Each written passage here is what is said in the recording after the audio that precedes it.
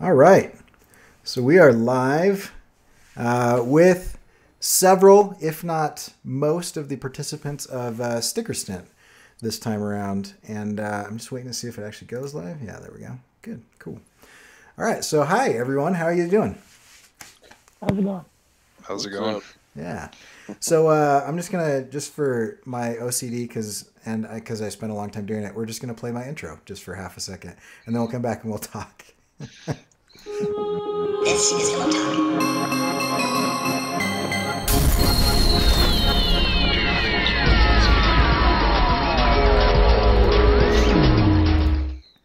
Yeah. So welcome to Illa Talk, everybody. I guess to start off, I'm curious why you guys jumped in on this crazy contest, and maybe whoever starts can just tell everybody what Sticker Stint is. I knew no one was gonna. Nobody wants to jump in. Naomi, why don't you kick it off here? You were you kind of jumped in. Ladies first, okay. Yeah. Let's be gentlemen. So why did I join in on this? Yeah. Okay. Well, I did it in the fall semester, and it was a good experience because it pushed me like crazy. Like every day, I had to do something like from start to finish, create a sticker. And since I've graduated, I wanted to keep pushing myself and keeping those skills up. So I decided that I would participate, and then I have to explain what a sticker stint is. Yeah. Just let everybody know. Okay. Yeah, so basically you create a sticker from scratch every day. You're able to do sketches on day 0, which is basically I spent a week on day 0 to do some sketches. But yeah, it's just a way to get your creative juices flowing every day. Yeah, so that's kind of like day 0 is kind of like the prep time, the previs, the pre-production, or whatever you want to call that. And then the idea is for some period of time. Last year I did 30 days, and I don't think anybody was able to keep up the whole time. So Jake is here actually, and this time he was like, "Hey, let's just do like a mini one," and I was like, "Yeah, I think I could handle a mini one." And so we did 2 weeks, and like all of a sudden a ton of people jumped in, which is kind of rad. So I'm curious. Why did you guys choose to do it? Well, I know I started joining in your guys' chats recently with the art check and the art casters, and I heard you mention it before.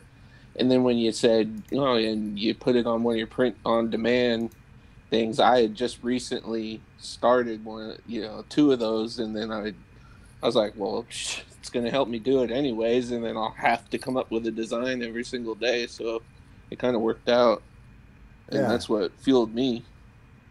Yeah, that's cool. That's cool. And I'm showing some of your stuff on the screen right now. How did you? So if you guys want to check out Squatchy Inc. On Instagram, that's where Wes has got his stuff. So Wes, how did you kind of come up with your ideas? Did you do like a day 0 or just like each day kind of fly from the hip? Oh no! When you mentioned day 0 the first time, I pulled out one of my sketchbooks and I got probably 30 something designs that I had going in my head. I have to come up with flash ideas all the time being a tattoo artist. So yeah, I'm always having a little thumbnail of something, and then I'm gonna get to it later. So you just inspired me to do more of them. So I just hopped on. But then I'm and you guys had mentioned too on I want to say it was the art check or something. That you were gonna keep the stint going because some people still were. And I was like, yeah, I'm going to do it. But then I got so swamped with work that I just couldn't. Yeah. But that's I'll be in it for the next one. Yeah, that's one thing where it's I feel like it's good for some super short, intense activity, but it's not sustainable. It's not one of those things that you can do for too long. The first time that I did it, I hit because it's different than other kind of challenges or whatever, because it's a completion challenge rather than a time challenge. And so, you know, if you're doing like 30 minutes every day of something, like when 30 minutes hits, you can be done. But like if you're like, I need to finish a sticker every day, you know, sometimes that can take a few hours. I'm a lot slower than I think a lot of people are. Some people bust these out really fast. Like Guminelli, if she jumps on, she's like, she blows me away at how quickly she can get stuff done. She's like, oh yeah, I can just knock this out in a few minutes. And I'm like, dude, I hate you. That took me like 3 hours. But anyway, like you have to do that. And so it's like this, it's cool for like a short period of time, but after a while, I hit about day 20 and I was like, I was beat. And then it was just like pure pride and sheer willpower that like got me through the last 10 days. So when Jake was like, hey, we should do this again, I was like, I don't know. I still have kind of PTSD from the first time, but I thought I messed up when I saw everybody still going. I was like, what? I thought we were going to the end of the month. But yeah, I still just had a few more ideas, and I do it really late, so I end up posting like usually after midnight, so it usually shows up for everybody like the next morning. So yeah, so I think Gerald is here. Or Gerald, are you still here? Yeah. Yeah. So tell me about your experience with this sticker stint. I never got to finish it because it ends up usually getting me work.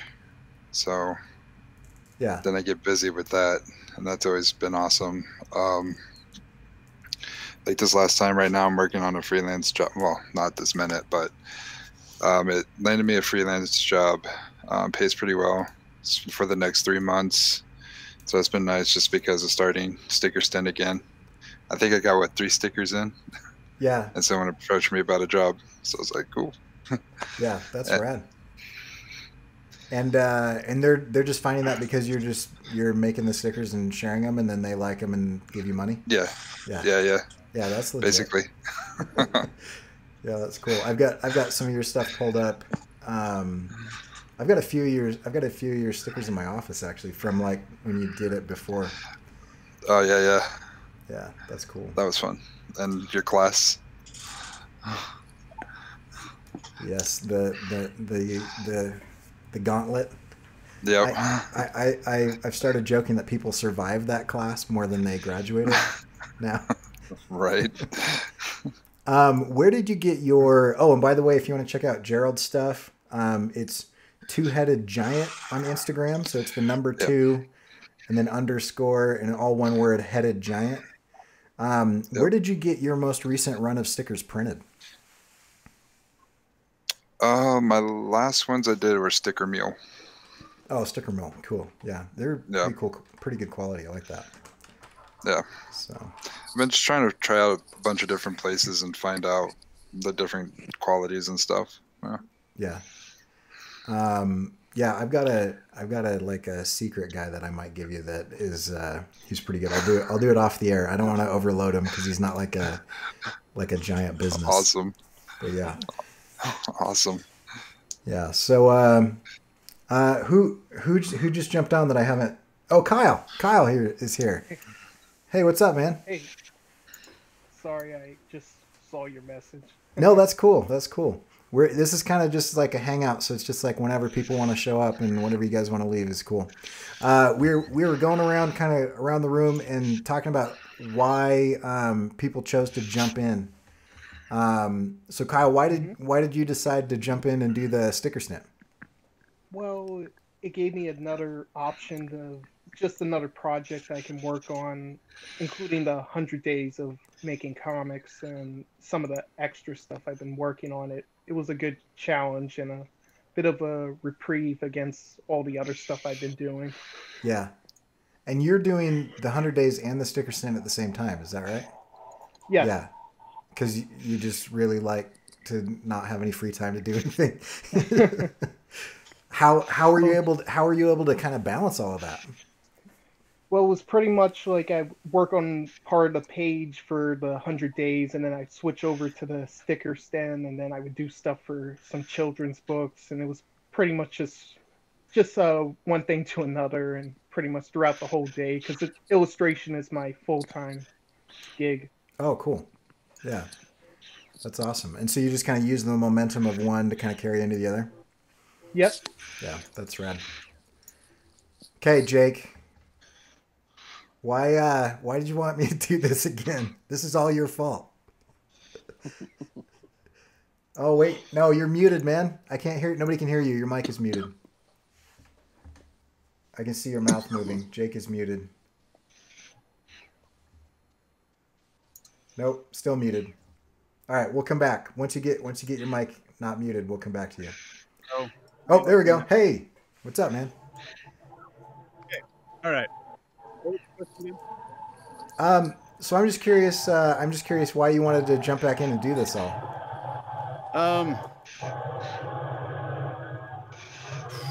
Are you being attacked by a kaiju? I don't know what that is. I don't think it's on my side. I hear it in the headphones, but Okay. too close to my mic.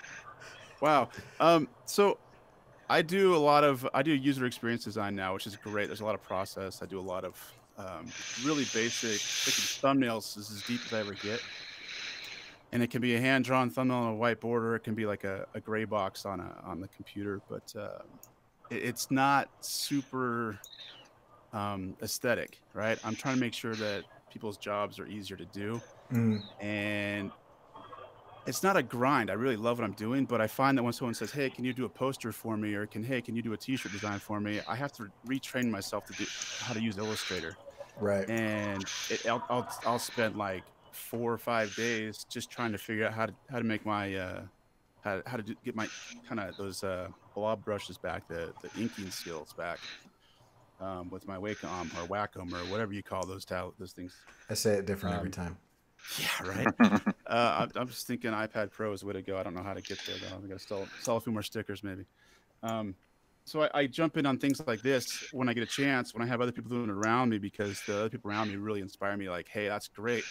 Trips a little bit of ego. Like I wanna kind of riff on it or push something a little harder next time.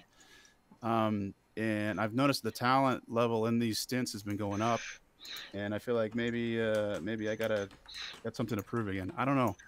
So I'd be happy to do another round. And by do another round, I mean I didn't do this one. I am so sorry, guys. Hey, you had a good excuse though. Yeah, new job, slipped the disc, been on some serious painkillers. So I'm just happy to be upright, and I'll do my own sticker stint, and I want y'all to hold me accountable on the Instagram. So yeah, we will. We'll come to your house and wake you up in the morning and be like, dude, you got a sticker that you That's got right. today. I moved to Rexburg. I live in Cory's basement, so knock on his door, and we'll get that figured out. Cool. Well, so my next question is, for those that I think we can talk about challenges in a minute, but I want to talk about like benefits.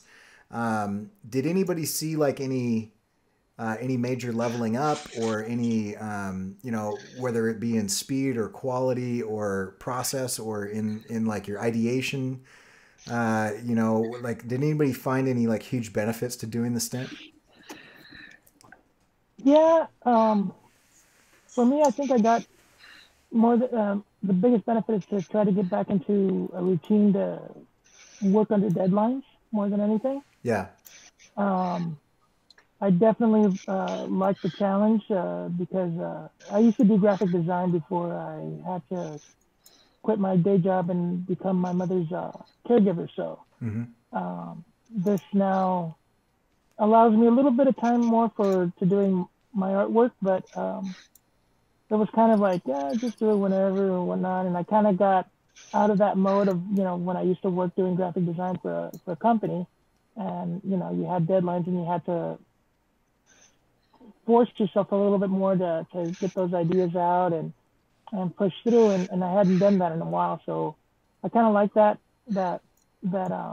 it helped me to do that, and then plus it also, the next benefit that it does is that it gives you an actual product to have at the end. So. Yeah, absolutely. That's cool. Yeah. And I like it. I mean, that's one of the reasons why I started it was, I felt like I was like heading towards kind of like a slump where I got in this like weird, like feedback loop of like sort of doing stuff, but not really. And I was like, I want to finish a bunch of things really fast. So that's cool to hear that it's helpful in that way to other people as well. How about anybody else? Any kind of benefits or anything that you guys saw? Yeah. For me, it was sketching again. I've gotten so used to doing everything digital Uh-huh. that picking up pencil and paper was just, it's magical. And coming up with ideas for stickers, it's a lot easier just to sketch out a ton of them versus trying to do it all digitally. Yeah, for sure. Why do you think that is? It's quick, fast, convenient for me. Like sometimes it wasn't just sitting at my desk. I could be at work or doing something else, and then an idea will come to me, and I, pull out my field notes and a pen and sketch it out real quick. Yeah. Yeah, that's cool. I find that like for some reason, like whenever you get into like a software, you start thinking about the software, but you rarely, unless you're like inking or doing something new, you rarely like think about like paper. It's not like I have to sit there and think like, okay, how does paper work? What button do I need to push on this paper? Yeah, the sharp end puts lines down, the squishy end takes lines off. That's like all you need to know about a pencil. Now all the purists are getting really offended and gonna get all pissed at me on YouTube. But that's one of the things about sketching that is awesome is like everybody knows how it works, and like you don't have to like ask people or go Google how does this work or whatever. It's just like I've got an idea and I've been using a pencil since I was 3, and so I can figure that out. Though I wish it did have a zoom in and out and an undo button.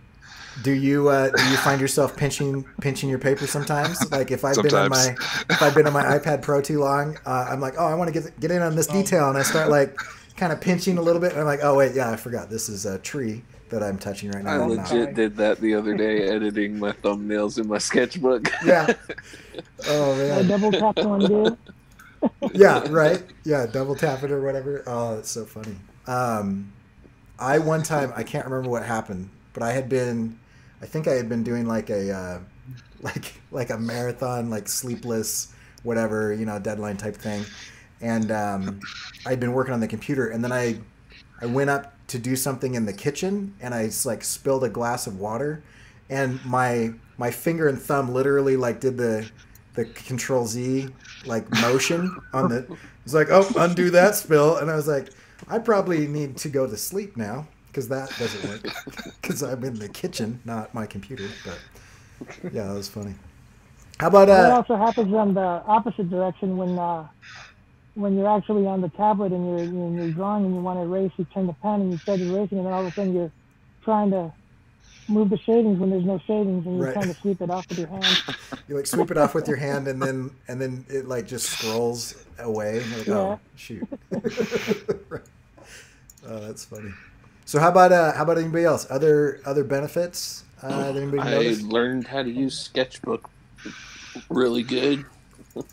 Oh, so you're using Sketchbook Pro on the desktop or on the iPad?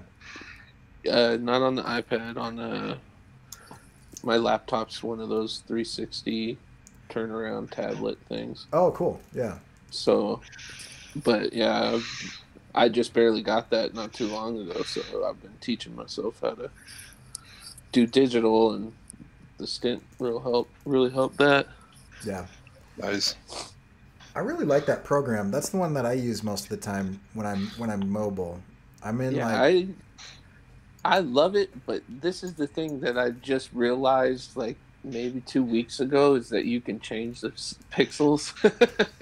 I totally did not know that, and I've been working off of the freaking just default, and it's just everything's so pixelated, and it's just like, and then just it's right there in front of my face the whole time. Yeah. And I just never clicked on it, but now it's a world of difference. Yeah, I feel like everybody online talks about Procreate all the time, and then you got a lot of people talking about whatever Clip Studio Paint or Manga Studio or whatever they are calling themselves nowadays, but nobody really talks about Sketchbook. But it's like a legit program, and it's free. Yeah. Yeah, I It use works Sketchbook. great. Yeah, and I feel like I did all the stickers in Sketchbook. I feel like it has like the most realistic pencil. Like on the iPad at least, when I'm drawing, I feel like the pencil is like the most accurate to like an actual pencil. Yeah. Compared to a lot of those programs, but They have they offer a lot of brushes. Yeah. All through it, and then there's little, like, every now and then they have special brushes that come in and they offer those. I just downloaded Inktober ones or whatever. Oh yeah, those are cool. So so how about challenges? Like what are some of the things that were like hard? What are some of the things that like get in the way that make you want to quit or that make you actually quit? We've already heard like slipping a disc and getting a job. That's a pretty decent one.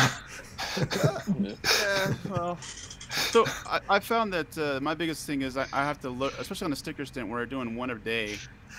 I had to learn to like step way back. I mean, I did one last go around where I spent like probably 30 hours on it, and then spent so much time on it. I threw it up on TeePublic afterward, not even thinking that it was fan art. I didn't have any copyright for it. And one of my favorite authors reached out, his lawyers reached out to me and said, "Hey, that needs to come down." It's not the way I wanted to meet Brandon Sanderson, but that's the way. That was the first interaction, so we'll see how that goes. Yeah, that was your. I don't want to say any names. Yeah, but there's a certain sword that spoke, and the sword, right? Yeah. It spoke to their lawyers, and the lawyers spoke back at me, and that came down. So. Yeah, I'm fine with that because I think that's appropriate. I just wasn't really thinking when I threw it up because I only had like 3 hours of sleep because we had to put like 60 hours in this stupid. Yeah, sticker. And some people are cool with it, and some people aren't. But yeah, Redbubble got rid of my Spidey splat. Yeah, yeah, they weren't having that. Yeah, I got DMCA'd on my store on some of those things, but I don't think they care about like showing it. They just care about you like profiting off of it, which is totally cool. I'm fine with that. Yeah.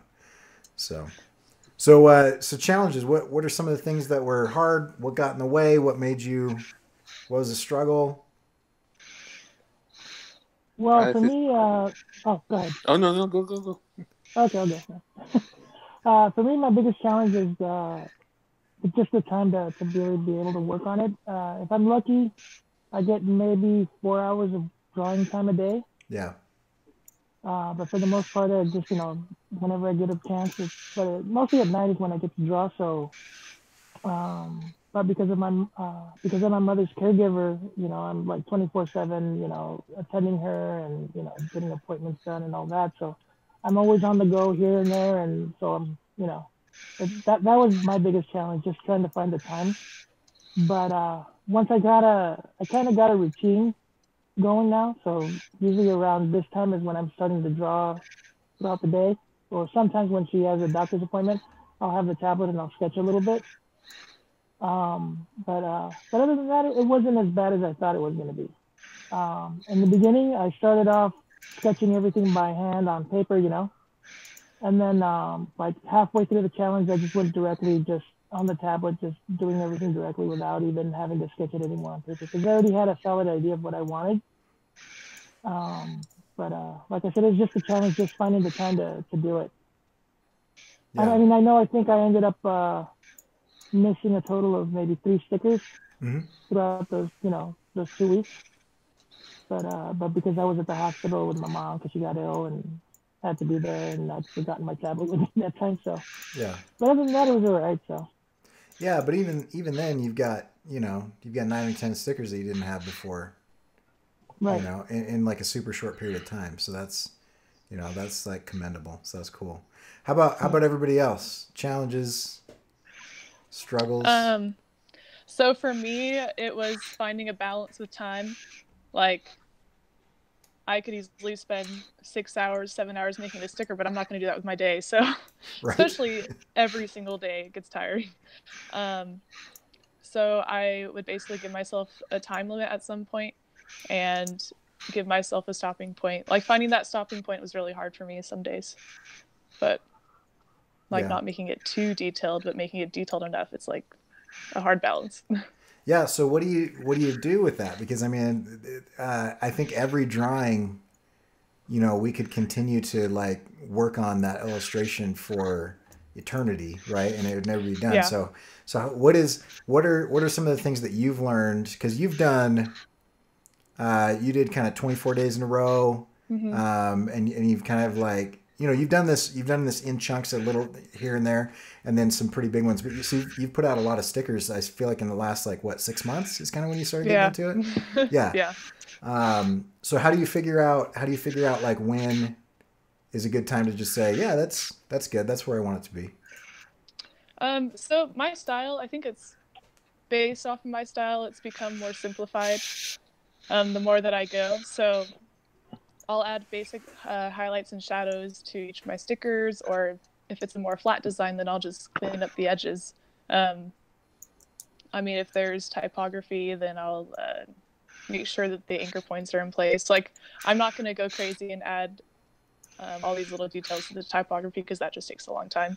Yeah. I think I just learned through different types of sticker designs that which ones take more time and which ones don't, and then I focus on the style that doesn't, if that makes any sense. But so actually, since I got an iPad with the iPad pencil, I actually started making stickers on that, which sped up the time a lot. So I got away from using the pen tool in Illustrator, which is was my default forever. But so drawing it on a tablet did speed up with the time. Yeah, absolutely. And what are you using on your iPad? Just Adobe Draw. I actually didn't know about Sketchbook, but I'm going to check it out. Yeah. Adobe Draw, is that the one that creates vectors and it's like kind of like just using the blob brush? Yep, basically. Yeah, I hate that one so much. Yeah, I realized really fast what frustrations come with it. So yeah, I feel like they took like two of the most obscure tools and they're like, let's just make this an app. That's cool. Let's just do that. Yep, that's basically what it is. I mean, it's cool, but like the thing that I find funny about that is you hear Adobe all the time. They're like, hey, you can create vectors on the iPad. And you're like, yeah, sort of. They've got like 50,000 anchor points and everything. But yeah, like technically it's a vector, I guess. No, so true. The first time that I imported it into Illustrator, I discovered just how many anchor points there are. And I was like, okay, not fixing that. Right. Like, it'll be a more messy style for that one. Yeah, just covered that up with the ink lines, right? And then nobody notices. Yeah. Basically.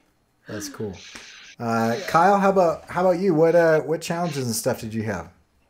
Well, it was mostly just the process of actually like how to make a sticker, because before now I never actually did stickers and things. It mostly do prints and maybe a few buttons when I would go to conventions and sell things. But yeah, this is my first time, so learning the ins and outs and what I need to do was the most important challenge to me. Yeah. And so have you printed them? Are you going to print them? Are you doing like print on demand or?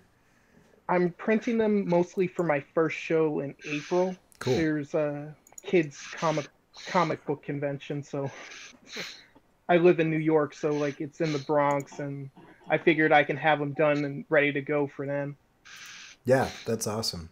And stickers tend to sell really well. It shows because like the price point is super low, and so like not everybody's like, oh, I've got $20 for a poster, but like they're like, oh, I've got $3 to $5 for a sticker. That's cool. Oh yes, like I see a lot of my friends that also do conventions. Like I saw my friend's table, and he usually had like maybe 5-6 people most of the time and stuff for the 2 days that he was doing the show. And I was going like, oh, how's he drawing such a crowd? Yeah, yeah, that's cool. That's cool. So did I miss anybody on challenges? I think we got everybody. For me, I feel like I think I've gotten into the habit now of being pretty productive like most of the time. Unless I go down like a video game rabbit hole and like I just disappear for like 3 days and nobody sees me and I'm like, oh, sorry, I bought a new video game. But other than that, I feel like it's not so much like the production as it is like the idea. And sometimes I've got to dig like pretty deep or go way back to like try to figure out like what it is that I want to do. Anyway, and so I guess I want to talk about like, and I hate this question, but I also love this question. I hate this question because online it's like the worst because people are like, "Hey, how do you come up with your ideas?" But then I actually want to ask that exact question, like, how do you guys come up with your ideas? Because I am interested in it. Because I feel like when like random people just ask that, they're really asking for like, what is the shortcut? But what I'm asking for is like, what is the process? Because it's a process and it's work, and there are certain practices that are involved, and things that you do that you find to kind of generate those ideas. So I'm curious, like what do you guys do, either in your day zero or when your sketchbook runs a little dry? How do you come up with the next sticker? And then dead silence, radio silence. Everybody goes, "What are you talking about? I just have a magic well of ideas, idiot."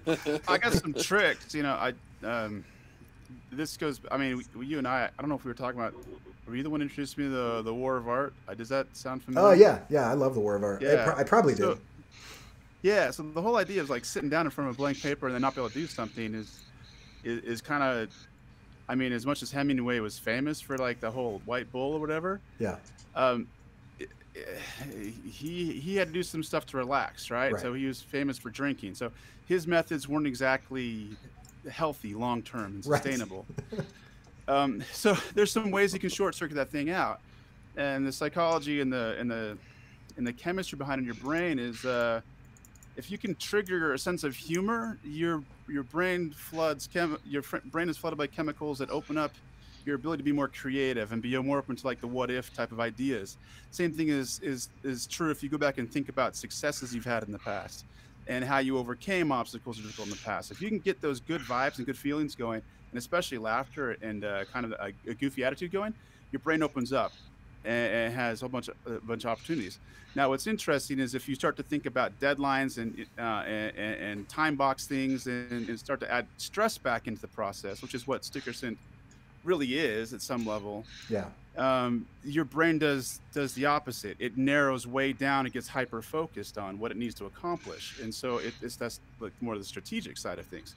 So that's why day zero is so important with Sticker Stint is you have that opportunity to kind of have fun. There's not pressure on yet. You have a whole bunch of things you can explore if you do it right. And then when day one hits, the pressure's on you and you've got to execute according to a plan, right? So what I do to short things out if I'm stuck, because I get stuck anyways, is I'll do things as simple as like I have some topics I like bacon is a favorite word of mine. So let's talk about how bacon can be like combined with almost anything else, and I'll start to piece things together. I learned about this from like an photography teacher at Utah Valley University, and it wasn't even my instructor. Somebody else told me about it. But they had two bags with words in each one. One was a noun and one was an adjective. And you pull one out and you pull another one out. This kid got rusty fish. I mean, what do you do with rusty fish? Well, you play with it. What's rusty and what's fun about fish? And you just kind of play with things until you get somewhere. Yeah. And you riff on these kind of word pairs until you start to get someplace you're happy with. And that's one way to short things out. The other way is like just hang out with some friends and bounce some stupid ideas back and forth. I think that's the most fun way to get to a place. And if you get stuck, I mean, Dribble was founded off this idea of bouncing ideas back and forth. Right, you take a shot, somebody else takes a shot after that, and you play tennis with this idea. So those are the three things I like to do. Right, have a lot of fun, use some kind of mechanical device, and then collaborate on an idea and riff off of one another. That's my. I guess that was more like $1.45 than 2 cents, but there it is. I like that a lot, and I've never heard that about humor, but it totally makes sense because. I will often like listen to like comedians or like turn on Monty Python or old like comedy CDs from the 90s or whatever, and it has never occurred to me that may be part of my process that I wasn't aware of. Totally. Even think about like Jerry Seinfeld. He talks about the most mundane things, but he turns them on their ear, right? Yeah. So he's looking at something from a completely different direction, which means your brain now has to catch up to what he's doing in a different direction to get the joke. And now you're thinking in a different mental model, which opens you up to a whole different avenue of of exploration to go down. So yeah, it's all about hacking the brain to experience different mental models and shake up what you're trying to accomplish. And humor is a great way to do that because it's generally something catches you off guard and you think it's funny. And you Yeah. giggle until the wee hours in the morning, and your wife tells you to go to bed because you're waking the kids up. But But you're like, that's just Mike. but honey, my What do I drawing know? is funny. You don't understand. Yeah. Yeah, that's cool. Wes, did you have a comment? How are you generating ideas? For me, I follow like so many tattoo artists and so many like painters and comic book artists, illustrators that just seriously, as lame as it sounds, just scrolling my feed, sitting there with a drink for a while will have me go like seeing some other work kind of will like make me want to take a pinch of this and a dash of that and just mix them together into my own thing. So like sometimes I'll just sit, scroll, and I'll have a sketchbook next to me. But lately it's been my, sketching on my tablet. Yeah. But really, seeing other people's art like really is a lot of inspiring to me. And as for the humor, I get it. I put on funny videos and stuff like that while I draw sometimes, but for me, a lot of it's music. I like to have some good music in the background, and if that's going, then I usually can create regardless, whether it's painting, drawing. Yeah, that's cool, and I like what you said about like a pinch of this and a dash of that, because I mean, what you don't want to do is like see somebody do something and be like, "Oh, sweet, I'm going to do that," unless it's like to draw this in your style challenge.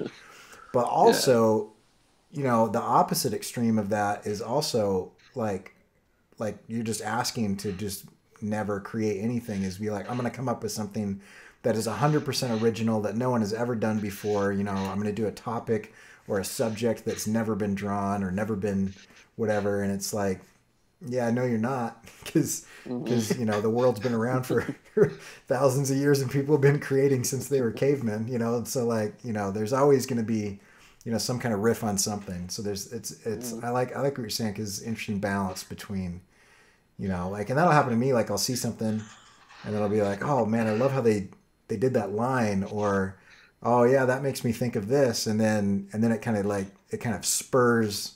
Yeah, just if you just dissect it and just get close to some art and just look at things, like in my line of business with tattooing, just looking at a tattoo, I can see how they shaded something or lines. Oh no, we lost him. Can just tear it apart, like not in a bad way, but tear each thing apart to where you can use these like for yourself, not copying them, but just you take a little bit here, a little bit there from everybody, and then you kind of develop your own. What was that, Vic? No, it's just like he was saying, he takes a little bit of this, a little bit of that, and he makes it his own. Yeah. Out of what he gets out of it. Yeah. So I've got a cousin that's he's a big fancy mathematician guy that does stuff way beyond my comprehension, and he talks about doing these math equations where he's not looking to solve them, but he's just looking for patterns in them. And once he finds a pattern in that math equation, he can extract that and turn that into a tool that can be used to do something else. And that whole idea fascinated me.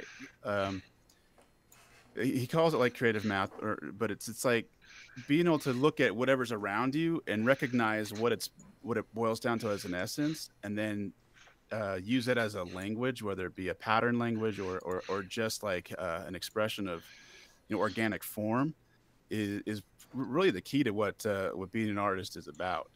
Because you're taking not just that form that you see, and this is where the whole idea of like Picasso talks about artists steal.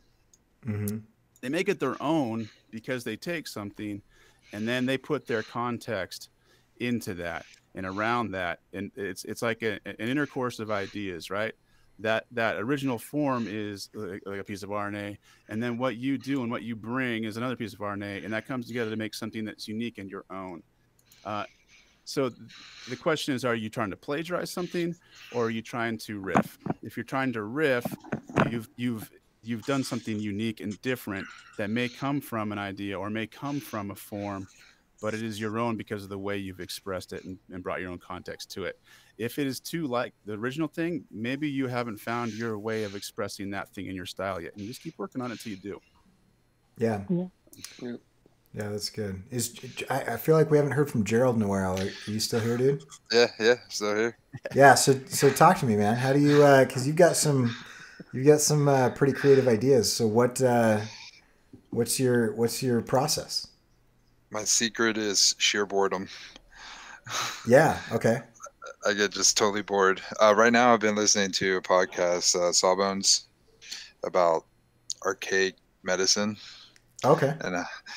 and so like the plague doctor, and I'm working on a sticker now. It's a lobotomy, the frontal lobe lobotomy, and just I don't know, just taking things that is happening around me and just putting my twist on it, I guess. And are you because as some of you guys know, am kind of obsessed with the relationship between boredom and creativity. Are you intentionally instituting periods of boredom into your life, or is it just you got a drive or a job or something that is doing that for you? Right now, it's my job. I do a lot of paperwork for my day job. Yeah. And it gets pretty boring. Yeah. I mean, running background checks and checking driver's license, it's not exciting. Yeah. And so so the boredom just sets in, and I have to stop and sketch. That's where my calendar sketches come from. That are on my Instagram page now. Uh-huh.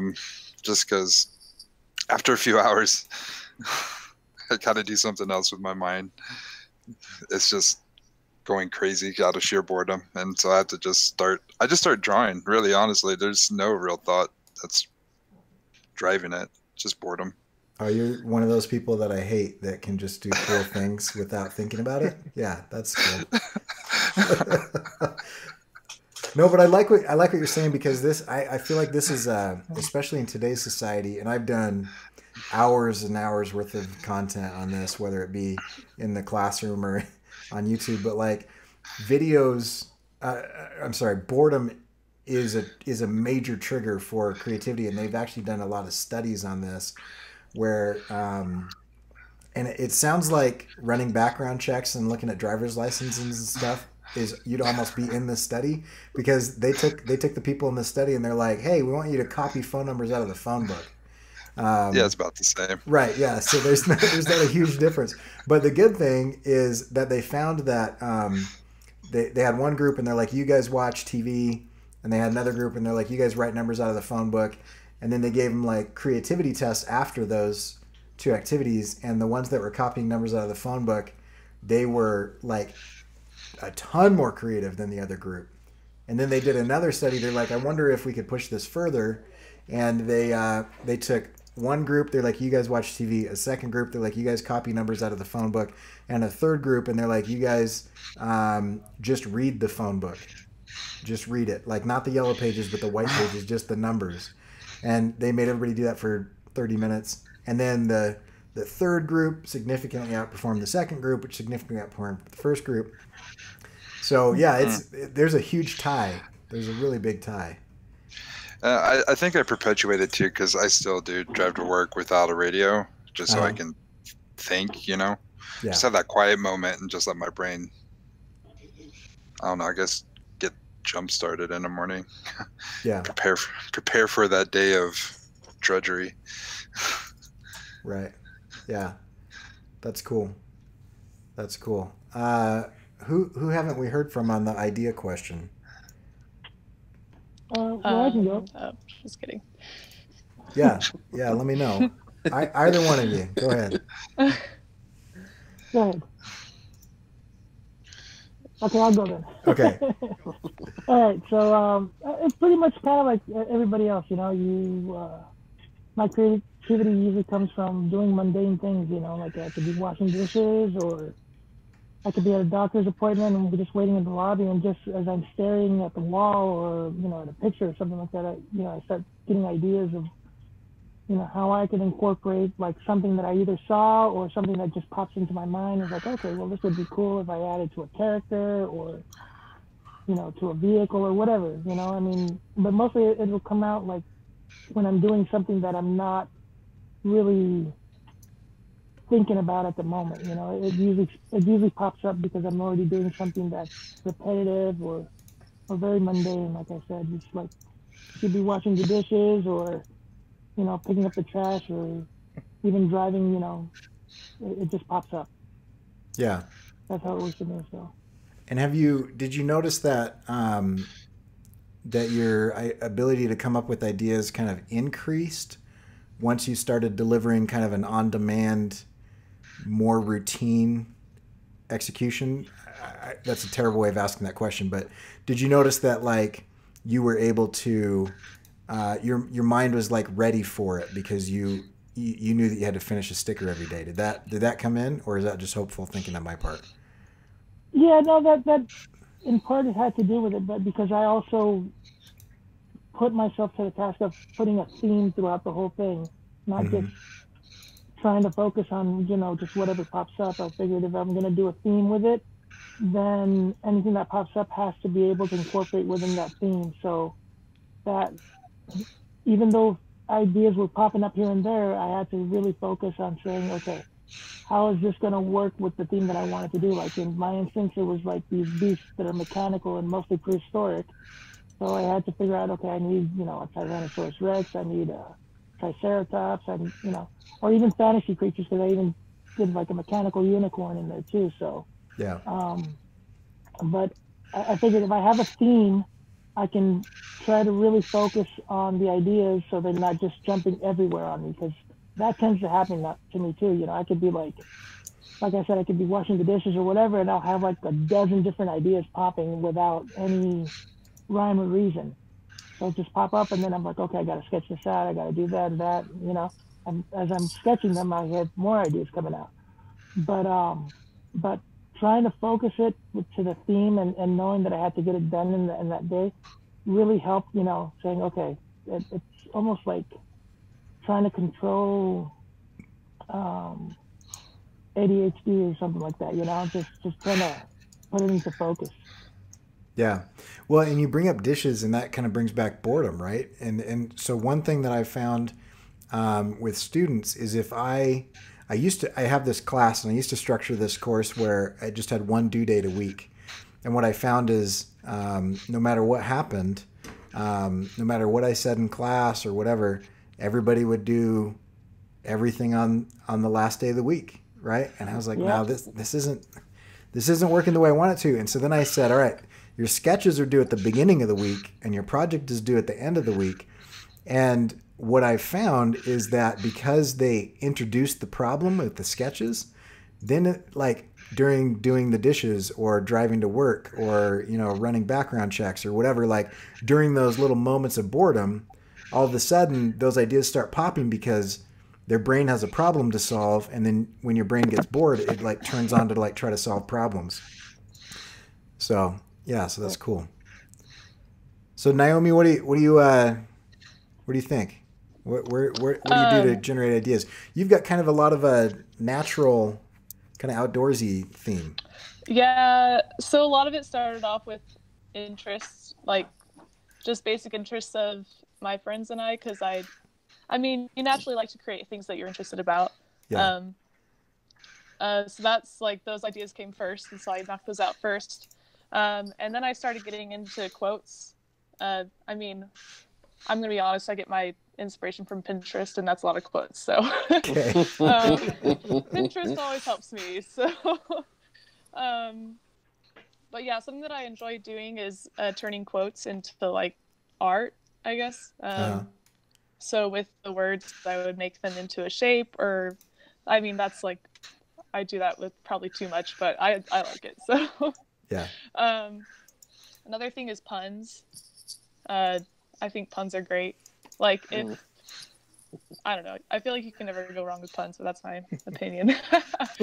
But there's also, I don't know if you can see on my Instagram account, there's one sticker that I created in October. It's a burrito. Oh yeah, I like that one. Yeah, it's the donkey that's wrapped in a burrito, and the story behind that one is I think it was already like 4 p.m, and I hadn't even come up with that idea yet for that day, and I was just walking and I was talking to my friend and I was like, hey, just give me a word, and he said burrito, and I was like, wait, do you mean the food or like the donkey in Spanish? And and I was like, I'll just do both. So yeah, so that's where that idea came from, but I don't know, just talking with people, not letting an idea not go to waste. I think just trying ideas just for fun. But Yeah. yeah. That Gone Squatching sticker, the Squatching one was dope.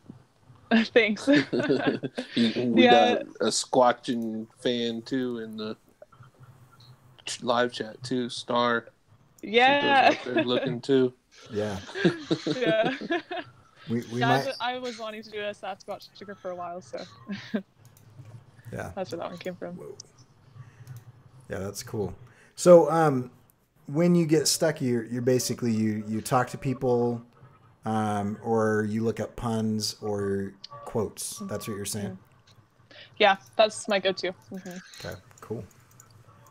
Yeah, that's awesome. And I don't think I've called out your Instagram. Can I zoom in? I don't think I can zoom in on it.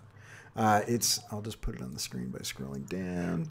So there we go. So it's Naomi Sweet Creations, and I'll have you guys like send me a message with all of the Instagrams in case I miss everything, and I'll put that in the description of the video.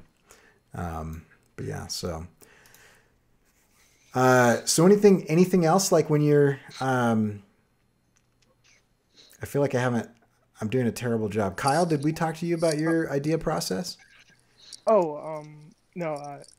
Basically, with my ideas, like I'm mostly into like pop culture and stuff like that. It's always been one of my main go-tos. So originally, I was gonna do like a set of wrestlers and stuff because I always been into wrestling and stuff. But then I switched it up to like anime since I'm not doing many wrestling conventions and stuff. So right, yeah.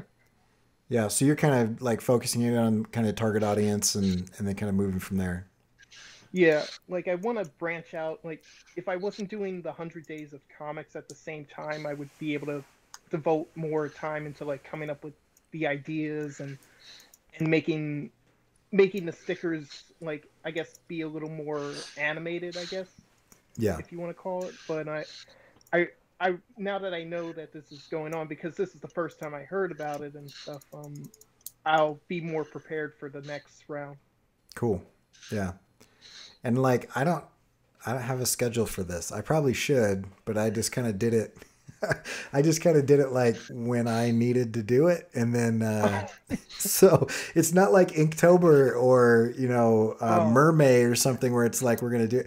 But I mean we could make it that. I'd be because this was sprint. Yeah, and that this is the post-mortem, right? You're doing the post or the what do you call that? The after this from it's Oh, you're talking about agile methodology? Yeah. It's just we're in that place where we're coming back. The retrospective. Yeah. This is the sprint retrospective, and we do that in preparing for the next sprint. So we could do one once a month. We do it once a quarter. You can do it annually if you want to do your if you want to do all your your process video and like you did last year and about killed yourself and everybody else that watched you. Right. I'm definitely not going to do it once a month. But wow, no. Yeah, but yeah, I'd be cool. I mean, if anybody wants to, I don't know. This one happened because Jake just said, "Hey, let's do it."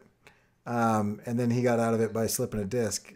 Yeah, I was so excited. I'm like, yeah, ow! Oh! Doing one of those Toyota jumps and threw his back out. But I was actually just putting socks on, thinking about it, and it's just all that mental weight of day zero, just. Yeah, oh, that's funny. But yeah, no, if whenever anybody wants to do this again, if I've had enough time to recover. We'll do it again. We could do it. We could do it once a year. We could do it 2 or 3 times a year. I'm kind of down with whatever. But I think it'll only get bigger. As everybody kind of like finds out about it and does it, because I think it's super beneficial. But oh yeah. Yeah. So So Have you thought about doing themed ones? Yeah, like a bacon theme sticker Wow. Stint. like a bacon thing. Yeah, let's do, let's Really do like 14, bacon. I don't know if 14 we can do bacon that. ideas. No, I think themes would be awesome. A lot of people will do prompts. Like Emily Gunnell wasn't able to come on tonight. She thought she might be able to, but she kind of does a lot of challenges through prompts. And we could come up with like a prompt list or or a theme of some kind or whatever. I don't know. I struggle with themes because my stuff is so weird that like it doesn't like fit well into normal themes or whatever. Like, Schedule it around October, do a Halloween horror yeah. theme one. My mind I always really goes to Halloween and horror. Yeah. I really like that series you're doing. I think it was before your master's. It was part of your master's program, but you had like, for lack of a better word, the pinups that were about like the social pressures that people were facing. Yeah. I thought there was a really nice social commentary that went along with that. I remember the backstabbing one being really, that was like, what was that, 4-5 years ago? And that's still like right there, stuck in my. It's maybe three years ago, but yeah, it was a while ago. I'm getting old, man. It all slips by fast. And it all just, I don't know, that whole master's working full time, trying to do stuff, that was, it's all a blur to me, but yeah, I like that series. Let me see if I can find that real quick. Cause that was really fun. And, for me, I might have to do that in a different way because, I am super slow when it comes to drawing people. Like I need to like take reference photos of me or my wife or whatever, and then like figure it out. And so it's, So here's the one you're talking about. If I can figure out how to do this back. So this is, I did a series. They kind of like went over each other, but this was, based on how I feel about having conversations with people online, and so that was one, and then I did another one. Where's that other one? And so then I did these bombshells as well. This is like the social pressure series. This is based off of an article that talked about like why women today are experiencing anger, and it's because like they're still expected to be like the 1950s housewife and like a modern, and there's like this cognitive dissonance that's going on with like expectations and stuff. And so like I just combine the idea of like exploding. But like I like this bombshell series a lot. I should come back to that. I haven't done a bombshell in a long time. Here's another one right here. And this is another like kind of riff on that, having conversation. Anyway, how did this turn into me just showing my portfolio to everybody? Let's go back to you guys. Sorry. Like, I'm glad you all joined me here so that I can show you pictures I've drawn. Thanks for coming on my show. But yeah, I thought social commentary would be a nice way to go with it. You know, we've got a lot of stuff going on right now. And there's a lot of strife and a lot of strain, and people are like get polarizing themselves one from another, when we're really, pretty similar in a lot of our hopes and desires and wants. Yeah. Just no, I see how what you're we saying. get there is a little different. So I mean, what if it's just some stuff along the lines of like, I don't know, everybody loves bacon except for people that don't. I mean, but there's even fake bacon, right? There's people that are allergic to that stuff. Bacon. I mean, there's just I've got a buddy at work Canadian. that tried a diet. He was doing one of those diets or whatever. He's lost 20 pounds, but he also developed gout.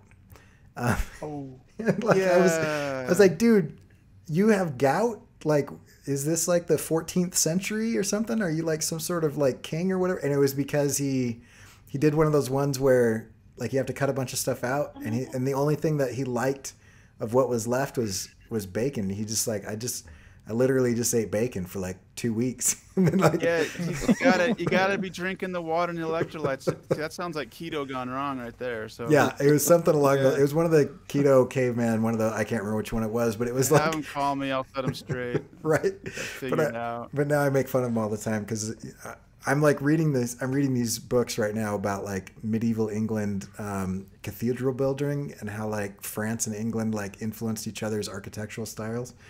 It's way more interesting than it sounds. But anyway, I was like, wait, gout? Were you gonna get scurvy next? Like, what? What is going on? That's from not having enough veggies. Come on, man. I know, but I think I can't remember if he cut those out or if he just doesn't like veggies. But no, but I like the idea of kind of doing like a social commentary. I think that would be cool, and not like a specific thing, but just like, let's do 12 stickers in a row where, it says something socially, or whatever. I think that could be kind of interesting. Get people thinking about stuff, and I don't know. Yeah, that's cool.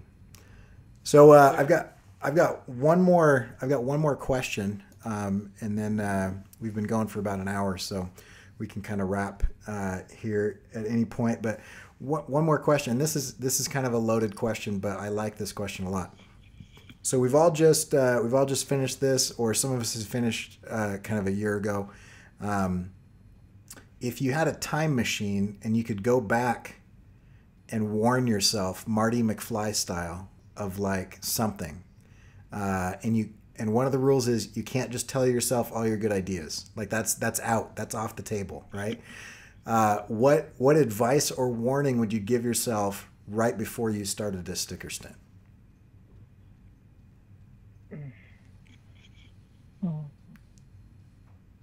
I think I already did mine. I just don't throw somebody else's intellectual property up on the internet, even as a fan art on a site for sale. Like if it was on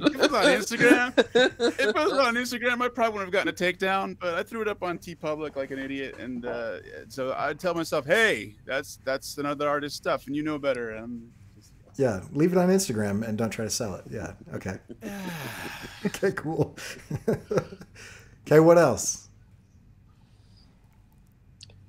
I think I would have wanted to do like what Kyle did, or Victor and Kyle. Also, they had like a theme, and stuck to it.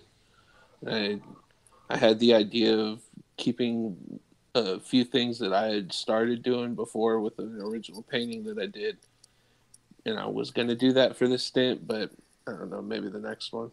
Yeah. But I like the idea of the theme, like sticking to it, because that seems like it would help with coming up with a bunch of ideas for day zero. Yeah, it also helps after the fact with like sales as well, because if you have like a bunch, like me, I have a bunch of random stickers, but I can group some of them into groups and like, hey, here's 4 of these and 3 of these. But I mean, if you had like 10 or 12 in a set, that's like a pack that you could charge for. So I like that idea. What else? What other advice would you give yourself if you could travel back in time a couple weeks or a year? So for me, when I did it back in October, I didn't have a store set up, and that's something that I really regret because, I just now got it set up through TeePublic, and even that has been something that's been really beneficial because I know that I'm going to be posting it for sale, so I work harder on it while I'm working on it. Yeah.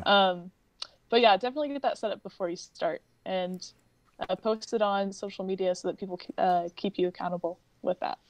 Yeah, and that's something that Jake did when he was doing it that I was really impressed with because I was always so tired.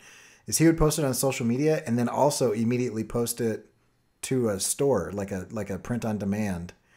And you've got Redbubble, you've got so much easier than doing a movie about the whole process and editing that down every night, man. It's just ping, drop, go, done. But you don't understand that I have to do everything the really hard way.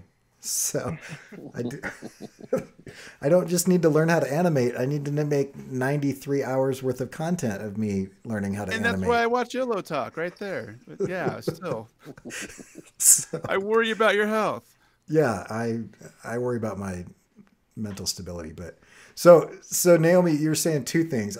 Sorry, I kind of got off on a tangent, but that's okay. one is having the store ready to go, and you decided to go with TeePublic, right? Yeah. Is there a reason you chose TeePublic over something else? Well, I'm working on getting it set up on my personal website, but that's taking too long. So, TeePublic's easy, it's fast, it's free. The commission's not that bad. So, yeah, that's mainly why I did it that way. Yeah, and so that's like a print on demand. And so if you're looking for like print on demand, That's the term that you'd search for. And the cool part about that is they ship it for you, print it for you. You don't have any inventory. Yeah. Your margins tend to be a little slimmer. But on stickers, not too bad, because I think you get like $1 for like a. You get like 75 cents for every sticker. It's about $2.50. Yeah, $2.50 each. So it's not bad. Yeah, and so if you're printing them yourself, you can print them for under 50 cents a piece, and then kind of sell them, for that. And for anybody watching that's going to buy any of these stickers, don't try to negotiate down, because hopefully you've seen that there's more than the material value of the paper to the sticker. There's the effort that went into it. But and then the other thing you said is why do you think posting it publicly is important, like on social media or whatever? Well, it gets you a following. I think just with my Instagram alone, I don't really have that many followers in the first place, but just because people have been watching me post daily content, it's really boosted my following. Yeah. Because people support you in this. I mean, they want you to succeed with something like a challenge that you put on yourself. And it's also cool because you're able to keep track of your skills and see how you improve, and then other people can see that as well. Yeah. Awesome. Yeah. Okay, who else? What advice would you give yourself if you could travel back in time? For me, it's just probably kind of like what Naomi was saying, is probably get a story ready. I mean, I was pretty good at posting it pretty much, at midnight or so, all the stickers that I was doing. But yeah, I wasn't really prepared, still not prepared to actually sell them or anything like that. I mean, it's just something that's going to be added, because I'm also doing the 100 Days of Comics. Mm-hmm. So these stickers are going to be part of the theme that's within the book. And but probably just preparing myself a little bit more ahead of time. But then again, the sticker Stint is a whole new challenge for me, and since I've just been following you, Cory, for about a month now. Mm-hmm. When I found you through the Artcasters, through Scott Circus channel. Yeah. And so when you put the idea of the sticker Stint in there, as you had done it before, I started looking back through your YouTube channel and looking at some of the older videos that you had done about the sticker Stint and everything. I was like, oh, I got to get into this. I got to try this out. So, if anything, it just maybe just preparing a little bit more for it, But I mean, I still don't have any regrets about it, as far as because I would really have to tell myself to do something different. I mean, because I think I did pretty okay. I did okay with it. Yeah. Considering that I was able to focus the theme right away. Otherwise, I would have been probably going everywhere and not knowing what was going to be the next thing that I wanted to do. Yeah. Yeah, and I don't think any of this is regret-based necessarily, as much as if you were to do this again, what would you do differently? And so, yeah, I like that idea, setting up a store. I'm losing track of everybody. Who hasn't answered this question yet? As for me, I would say consistency, and also making sure ahead of time to have maybe enough prep time of each individual sticker of what's going on and how I can improve upon it and stuff. Maybe if I had 2 months and stuff, I would go through the process of each one and stuff and just work out just to make it the best it can be. Yeah, I like that.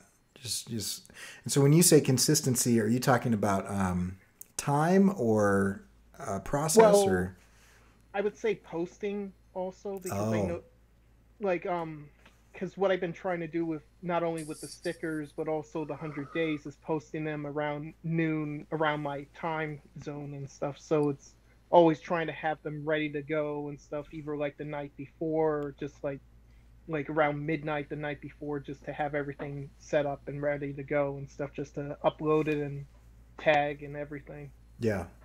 See, that's why I kept seeing you in my feed, and I would be like, how has he got this done already? It's my day is just starting, and I see Kyle's posting his finished sticker stamp for the day already, and I was like, oh man. Him like, and Victor. Sometimes I'd right? look and it'd be like Victor had tomorrow's done or Right? something. And I was like, how the hell did you go into the future? Yeah. Oh man, it was I crazy. I started like on day 0 when you said like I started doing all the roughs, so like pretty much the rough design for each of the stickers was almost done, and then like the night before I had time to like do all the inking and coloring and everything. Yeah. So that's how it was that extra time. Like it wasn't like we started on the 14th, 15th, and pretty much going from there instead of starting right the next day and stuff. Otherwise, I wouldn't have been able to get to that point. Yeah. Yeah, and that's something Kevin Cross talks about with his 100 Days of Making Comics. Whenever he does that, he builds up a couple days in advance before he starts releasing stuff. Kind of a little trick. Just so I like that. I like that idea. Okay, who else haven't? Go ahead. Oh no, I was gonna say sometimes as I was doing the stickers, there was like one was coming right out after the other one, and if there was like if it was an easy sticker to do at the moment, I would get that done like maybe in an hour, and then if I still had another extra hour, I'd at least start off the other one ahead of time. Not necessarily finishing it, but at least gives me a little bit of a head start, and then the next day just finally finishing it up or doing the changes that I wanted to do on it. But then as soon as I was done with the coloring on it, it's like, okay, that's it. On to the next one, which is very difficult for me because I would be, I think that for a lot of artists are like that too, where you want to start something and then you're like, oh, you just want it to get as perfect as possible. But then exactly. I started also thinking of what Jake Parker kind of does on his YouTube videos as well, where he says, just you need to get it done, get it finished, and move on to the next thing, Yeah, finish is better than perfect, I think he says. Yeah.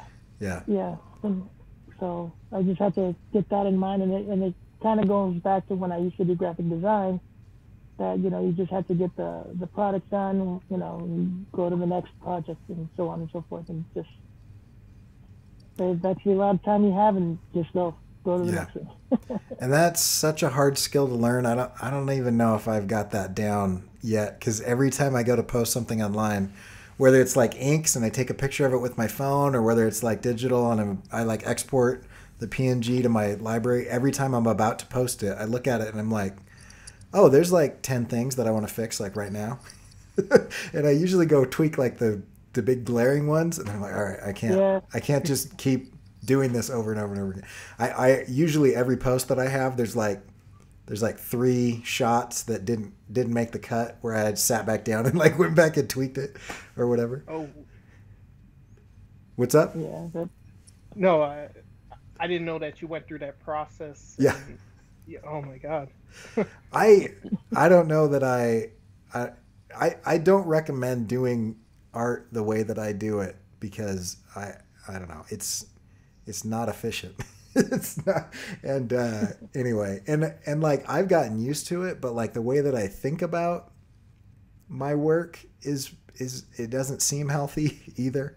And so, like I kind of have just gotten used to the fact that I hate most things that I've created within an hour of finishing it. And if I can make it like a day or two where I look back on it after a day or two and I'm like, yeah, that's still pretty good. That's like a monumental achievement. And so I don't know. I get better fast, but it doesn't feel good most of the time. So anyway, but yeah, I don't know. I'm constantly hypercritical of this stuff I'm making. I just try to not, if that stops me, that's when it becomes a problem. But if it's like, I don't blow smoke up my own butt and think about how great I am, and I figure out what I need to improve on. I don't know. This is a whole tangent, but Gerald, I don't think we've heard your answer. What would you go back and tell yourself? I'd probably tell myself to focus on like continuity amongst all of the stickers. I don't know. Like I can do a bunch of random things, but yeah, when you look at them all together, there's no consistency or cohesion between them all, and it just, to me, it looks bad. That's just my own pet peeve. So I would definitely tell myself, get a theme, find a genre or something and just run with it. Yeah, that's cool. Cool. Anybody that I missed? Is that everybody? Cool. I have never had a live show with this many people before, and I the max I've done before is like 3. And so like, and then I noticed, oh, I haven't talked to Scott in like 10 minutes. Sorry, Scott. Like we've been talking over you or whatever. So anyway, but yeah, any closing thoughts? Any final thoughts you guys want to mention? And then I'll give everybody time to kind of plug their websites and Instagram and whatever. But well, I just think everybody rocked it. Oh, go ahead. No, I was just saying everyone rocked it. Yeah. It was an awesome challenge, and everybody seems brought their A game. And it was. I followed everyone that I could, so I mean, I'm getting to see a lot more new art from people. It's cool and seeing what they are into. So I don't know. I look forward to the next one. Yeah, and anybody watching this, just get on Instagram, a little bit on Twitter, and just search the hashtag sticker stint, and you're gonna find a bunch of cool artists and a bunch of cool art. And so yeah, make sure that you just get on that hashtag and just follow everybody that's used that hashtag. Except for this one dude that kind of like co-opted it a little while ago, and I don't think he was actually making stickers. I just think it was trending for a bit, and he took it. You can follow him too. I don't mind. It's cool. Yeah. Shout out to that guy. Yeah, shout out to Rando McRandomson or whatever. But yeah, it's cool. You can do it. And that's the thing with this is like you don't have to. There's like no invitation. There's no like club or whatever. Like you become part of the Sticker Stint family once you start doing it. Get initiated into the thing by giving it a shot. So yeah. Any other closing thoughts? Well, I just want to thank everybody because I mean, like Squash, you were saying that everybody's inspires everybody else to keep moving forward. At least that's how it works for me. And specifically for you, Cory, because you started coming up with the idea, say, hey, come and join. Just try the challenge. And I said, okay, yeah, I'll try the challenge. Why not? Yeah. So, and I like that. So it was fun, and that it gives you the opportunity to network with other artists. So that's always a good thing. Yeah. Yeah, that's way cool. I'm glad you guys jumped in. It was awesome. It made it super fun for me. I don't know. It was exciting to see everybody do something. Because I try all the time to get people to make stuff all the time, and most of the time, because I teach, and so most of the time it's like students, and you get one student like Naomi out of like hundreds of students, one student like Emily, and then everybody else is like, yeah, I should do that, and then it's like, but then it's hard and I'm busy, and then they don't do anything, and you're like, oh man, but this is the secret to life. Like you don't understand. This is the key. Yeah. So anyway. All right. Well, let's go around the room. Everybody, tell us where you can find your stuff.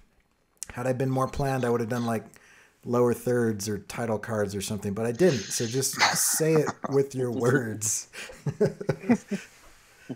So we can just go down the line. So Gerald, where can we find your stuff? Instagram, it's Two-Headed Giant. That's my brand that I'm working on.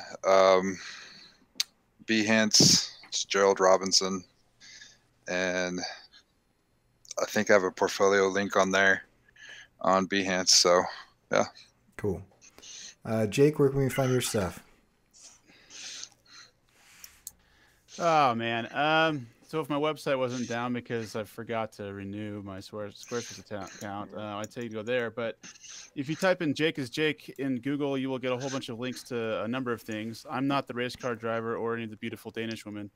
JAC is spelled, Jake is spelled JAC, is spelled is, and Jake is spelled JAKE. So Jake is Jake, or Jack is Jake if you want to do it phonetically.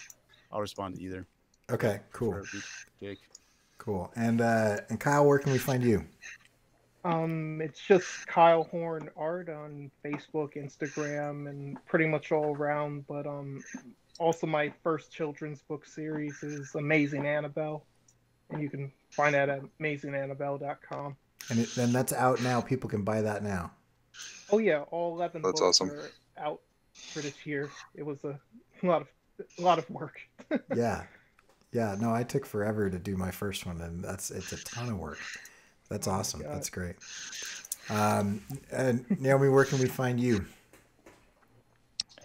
So mine's just Naomi Sweet Creations on Instagram. That's my website. Basically everything. So Cool. That's awesome. And who am I missing here? Victor, where can we find you? On me and my Instagram is Victomon77, and I'll spell that out, VICTOMON 77. So you can find me on Instagram, and then on Twitter it's also Victomon77, I believe. Okay, But, cool. yeah, I think it is. Awesome. And I don't use Wes? Twitter as much. If you want to follow my digital work, my tattoo work, it would be Squatchy Inc. on everything, YouTube. I do time-lapse videos and tattoo portfolio on there, Instagram, Facebook. If you want to follow my comic book journey with the 100 Days of Making Comics, that's New World Chronicles on Instagram and Facebook. That's basically the most important ones. Cool. And I can't tell if I got everybody. I think that's everybody. Did I miss anyone? Okay, I think that's everybody. So, and you can find my stuff as always at CoryKerr.com. And if you want to jump into the sticker stint, you can do that at any point in time, just by going to CoryKerr.com/sticker stint. And there's some kind of instructions there. You can adjust the dates, as you would like. But basically, what you do is you create a sticker every day for a period of time, and then share it publicly every day. And if you do that, you will now meet really cool people that will be very excited to do that. And you can also jump on Instagram. And I don't know how many people know this. Somebody showed me, and I thought it was like amazing. But most people might know this. You can follow a hashtag. And so if you go to a hashtag, you can like basically subscribe to that hashtag. And so then anybody that jumps into the sticker stint or whatever, you'll start seeing the hashtag. And so even if you're not ready to do the sticker stint, you should follow the sticker stint so you know what's going on. And you can always follow me on YouTube. You're on my channel right now. And so, I think, can I do this? Let's see. Do I have this thing? I'm just going to do this. Oh, where are we?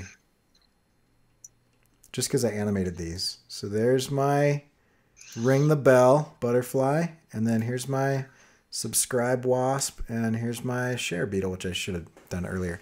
But anyway, so you can follow me on YouTube, Twitter, Instagram. And you can find all that stuff on CoryKerr.com. And I'll let these guys kind of prod me on when a group of us want to do this again. And so if you follow me or any of these guys, I'm sure we'll start talking about it as soon as we start ramping up, and you should jump in and join us, and it'll be fun. So everybody go follow everybody and check these guys out. And I appreciate you guys coming on and staying so long. That was a long show. It was great. So Hey, Cory. Yeah. Cory, you want to do a sticker stint? No, I just did one. I want to take a nap. I want to take. All right. I'll tell you what, Jake. I'll do one after you finish yours. I'm gonna drop 14 tonight. Okay. You probably could. All right, guys. Well, thanks everybody for coming on. Go check out Sticker Stint, and you guys all rock. And Starshine, and who else did I see in the chat? Starshine and Josh and Sasha. Thanks for jumping in the chat, and we will see you guys later. We're out.